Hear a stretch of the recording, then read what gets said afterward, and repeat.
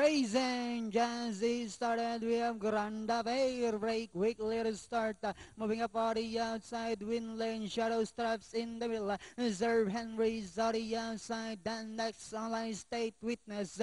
Jubilant, Maniless Gem, Makisig, Daredevil and Action Sailor is the lead trailer. And going along for the first turn, we have win lane, Granda Fair is not only inside. 3 lanes away in third comes there Henry.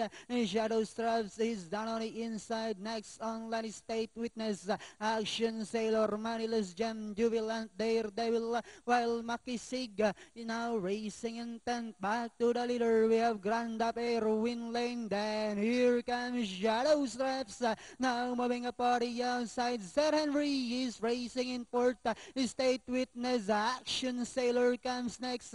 Makisig, Maniless Gem, Daredevil, while Jubilant now racing in last 400 meters of the race. The lead now belongs to Shadow Straps by about 3 lengths, and in second, Granda Fair as they swing for home. We have Shadow Straps by about 4 lengths.